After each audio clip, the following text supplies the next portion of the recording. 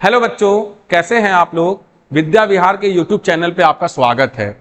तो इस वीडियो में हम लोग पढ़ेंगे पार्श्व क्रम संयोजन, मतलब समांतर क्रम संयोजन। ठीक है, पार्श्व क्रम संयोजन को हम लोग क्या बोलते हैं? समांतर क्रम संयोजन। ठीक है, तो पार्श्व क्रम में हम लोगों ने क्या पढ़ा था बच्चा? जितने भी प्रतिरोध होते हैं ये दो बिंदुओं के बीच में लगे रहते हैं। तो देखिए यहाँ पे X और Y है और X और Y के बीच में R1, R2 और R3 क्या है? लगे हुए हैं। यहाँ पे देखिए एक कुंजी है, ये कुंजी यदि बंद है तो तीनों प्रतिरोध आपके इस विभवांतर से, मतलब बैटरी से डायरेक्ट कनेक्टेड है, और यदि डायरेक्ट कनेक्टेड है तो इससे क्या होगा? आई धारा प्रवाहित होगी इस तरीके से। ठीक है, चलिए तो अब देखिए इसमें हम लोग को एक बात ये समझना पड़ेगा, ठीक है, कि यदि हम लोग इसमें देखें कि आई यहाँ पे आई हुई है, ठीक है, तो इस वाले पहले वाले में देखिए अब धारा तो सेम होगा नहीं, तो इसमें क्या होगा? इसमें हमारा होगा I1, इसमें होगा हमारा I2 और इसमें होगा हमारा क्या? I3। ठीक है, ये बात आप लोग समझ गए। ठीक, तो पार्श्व क्रम संयोजन में धारा सब में अलग अलग होती है, मतलब ठीक।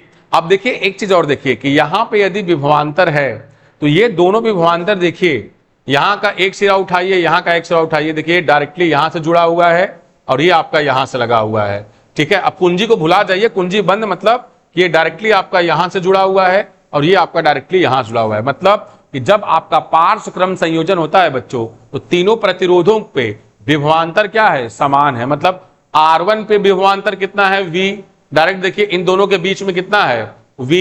R2 के भी विभवांतर कितना है? V। R3 का भी विभवांतर कितना है? V। तो ये बात आप लोग को समझ में आ गया। ठीक है, और एक चीज और देखिए कि मान लीजिए हम लोग यहाँ पे R1 लिख रहे हैं और यहाँ पे कोई I1 है और इन दोनों पे आपका विभवांतर V है, तो I1 की वैल्यू क्या आप लोग लिखते हैं? ओम के नियम से V/R1 लिखते हैं। ठीक है, तो I1 की वैल्यू जिस तरीके से आप लोग लिख रहे हैं उसी तरीके से आप लोग लिख सकते हैं। I2 की वैल्यू भी लिखेंगे तो लिखेंगे V/R2 और I3 की वैल्यू भी लिखेंगे तो क्या लिखेंगे? V/R3। तो इस तरीके से I1, I2 और I3 की वैल्यू को हम लोग इस तरीके से लिख सकते हैं। ठीक है, चलिए तो I1, I2 और I3 हो गया। अब देखिए, अब यहां से एक चीज और देखिए कि यहां से ये धारा I आ रही है और तीन भागों में विभाजित हो जा रही है। मतलब I, इतना I यहां से निकली I और यहां से I1, I2 और I3 में क्या हो गई? विभाजित हो गई। तो ये हम लोग लिख सकते हैं कि जो I की वैल्यू हो गई, क्या हो गई? I की वैल्यू हो गई I1 plus I2 plus I3। ठीक है, अब आपको पता है बच्चों कि I1 की वैल्यू क्या होती है? V/R1 होती है, प्लस V/ क्या होती है? R2 होती है, प्लस V/ क्या होती है? R3 होती है। तो ये बच्चों किसकी वैल्यू हो गई? हमारे पास I की वैल्यू हो गई। अब देखिए कि यहां से यदि बच्चों हम लोग एक काम करें, V को ऊपर से कॉमन ले लें, हम लोग V को यदि बच्चों ऊपर से कॉमन ले लें तो ये क्या हो जाएगा? 1/R1 plus 1/R2 plus 1/R3। ठीक है, चलिए तो 1/R1 plus 1/R2 plus 1/R3। तो यहां से यदि देखें बच्चों तो हम लोग लिख सकते हैं कि अब ये V यहाँ पे गुणा में है और इसको भेज दीजिए भागा में। ठीक है, चलिए तो ये क्या हो गया कि 1/R1 plus 1/R2 plus 1/R3। तो ये बच्चों हम लोग को देखने को मिल गया। अब एक चीज और यहाँ पे ध्यान से देखिए बच्चों, बहुत काम की चीज मैं बताने जा रहा हूं कि इसको लिख सकते हैं, देखिए 1/V/I लिख सकते हैं। मतलब जब ये I को ऊपर भेज देंगे ऐसे तो I का गुणा हो जाएगा, या फिर नीचे भेज देंगे तो ऐसे हो जाएगा। तो ये क्या हो गया? R1 plus 1/R2 plus 1/R3। अब देखो V/I क्या होगा? तुल्य प्रतिरोध होगा। यदि यहाँ पे ध्यान से देखिए कि यहाँ पे देखिए ये V है और इससे धारा I जा रही है, तो V/I तुल्य प्रतिरोध होगा। और इसी तुल्य प्रतिरोध को हम लोग लिखें तो लिख सकते हैं 1/R equivalent is equal to 1/R1 plus 1/R2 plus 1/R3। ठीक है, तो इस तरीके से हम लोग इसको लिख सकते हैं। और मैंने आप लोग को शुरू में जब मैं बता रहा था, थोड़ा सा आइडिया दिया था, तो मैंने आप लोग को यही पे बताया था। तो इसमें आप लोग को बच्चों एक बात बहुत इंपॉर्टेंट याद करनी है, ठीक है, कि इस वाले पार्श्व क्रम संयोजन में तीनों प्रतिरोधों के जो दोनों सिरों के बीच जो विभवांतर होता है ये समान होता है और धारा क्या होती है? अलग अलग होती है। तो ये हम लोग को समझ में आया।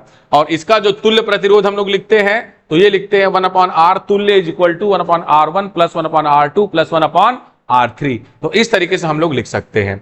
इसी को चलिए हम लोग एक न्यूमेरिकल से समझते हैं। देखिए न्यूमेरिकल में इसलिए तुरंत लगवा दे रहा हूं कि आप लोग का तुरंत बुद्धि खुल जाएगा तुरंत। ठीक है, तो यहां पे देखिए ये जो आपका यूपी बोर्ड में 2019 में पूछा हुआ है और 2022 में पूछा हुआ है बच्चों, देखिए ध्यान से। तो इसमें बोल रहा है कि 2 ओम, 3 ओम तथा 4 ओम के प्रतिरोधों को समांतर क्रम में बैटरी से जोड़ा गया है। ठीक है। तो चलिए हम लोग जोड़ देते हैं, ये 2 ओम हो गया, ठीक है, और ये कितना हो गया, ये हमारा हो गया 3 ओम, और ये क्या हो गया, ये हमारा हो गया 4 ओम, ठीक है। चलिए ये 4 ओम हो गया, इनको हम लोग बैटरी से जोड़े हुए हैं, और बैटरी का विभवांतर कितना दिया हुआ है बच्चों, 24 वोल्ट दिया हुआ है। कितना दिया हुआ है, 24 वोल्ट इसका विभवांतर दिया हुआ है, ठीक है। तो बोल रहा है बैटरी से संयोजन में प्रवाहित धारा की गणना कीजिए। तो यहां से जो धारा निकलेगी इसकी वैल्यू को आपको पूछ रहा है, ठीक है। आप इसको डायरेक्ट लगा सकते हैं, 2 तरीके से लगा सकते हैं, मैं आपको सरल वाले तरीके से बता सकता हूं, लेकिन मैं आपको समझाने के लिए आपको इसका तुल्य प्रतिरोध भी निकलवाऊंगा, फिर उसके बाद बताऊंगा, और सरल वाला तरीका भी बताऊंगा। तो देखिए इसका आप लोग तुल्य प्रतिरोध निकाल सकते हैं तीनों के जगह पे। तो क्या लिखेंगे, 1/R equivalent is equal to 1/R1 plus 1/R2 plus 1/R3। तो 1/R इक्विवेलेंट को ऐसे लिख लीजिए, और 1/R1 मतलब 1/2 प्लस 1/3 प्लस 1/4। तो ये बात सर समझ में आ गया।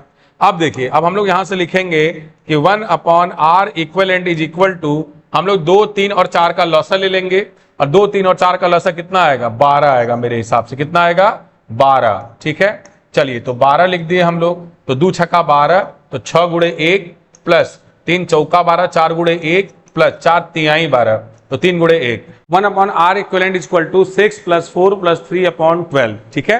तो इसको बच्चों हम लोग क्या लिख सकते हैं, 1/R equivalent is equal to 13/12, ठीक है। तो हम लोग लिख लेंगे कि 1/R equivalent is equal to 13/12। तो यहां से हम लोग R इक्विवेलेंट की वैल्यू यदि लिखेंगे तो देखिए पलट जाएगा, तो कितना हो जाएगा, 12/13 कितना हो जाएगा, ओम हो जाएगा।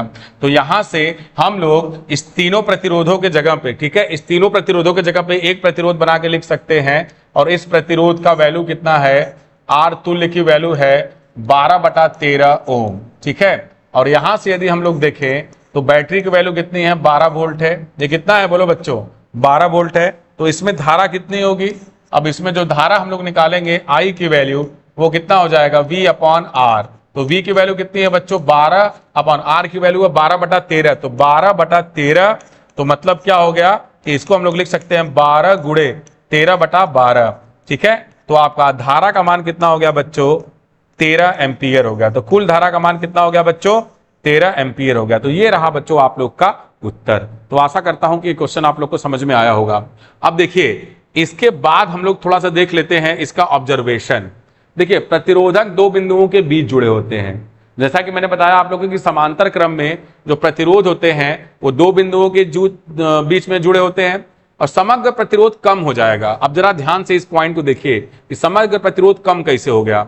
जो यहां से 12/13 होता है बच्चों, ये लेस देन 1 होगा, ये कितना होगा, 1 से कितना होगा, कम होगा। अतुल्य प्रतिरोध 1 से कम है, और यहां पे देखिए कि 2 ओम, 3 ओम, 4 ओम, जो वैल्यू 12/13 है वो 2 से भी कम है, 3 से भी कम है, और 4 से भी कम है। जो तुल्य प्रतिरोध आएगा बच्चों, जितने भी प्रतिरोध दिए होंगे उनसे भी क्या आएगा, कम आएगा, ठीक है।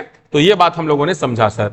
अब देखिए, अब यहां पे तीसरा है कि समानांतर में सभी प्रतिरोधों की धारा का योग कुल धारा के बराबर होगा, ठीक है। मतलब कहने का ये है कि इसमें ये देखिए कि यहां पे जो धारा आप लोग I देख रहे हैं, ये आपका I1, ये आपका I2 और ये आपका I3, ये तीनों क्या होंगे, ये आपके जो तीनों आपके योग कर देंगे तो इनका योग जो होगा कुल धारा के बराबर होगा, ठीक है। तो इस हम लोग समांतर क्रम में 2 चीज सीखे कि जो आपका प्रतिरोधक है उनके बीच जो विभवांतर है, तीनों के बीच आपका विभवांतर समान है। दूसरी चीज कि जो धारा है, जो तीनों में अलग अलग धारा बह रही है, तीनों को जोड़ देंगे तो कुल धारा के बराबर हो जाएगा, ठीक है। और R 1/R तुल्य की value 1/R1 plus 1/R2 plus 1/R3। तो इतना आप लोग को बच्चों समझना पड़ेगा, ठीक है। तो आशा करता हूं कि ये लेक्चर आप लोग को बहुत अच्छे से समझ में आया हो, और यदि आप लोग को ये लेक्चर समझ में आया हो तो हमारे इस विद्या विहार के चैनल को लाइक, शेयर और सब्सक्राइब करना न भूलें। धन्यवाद।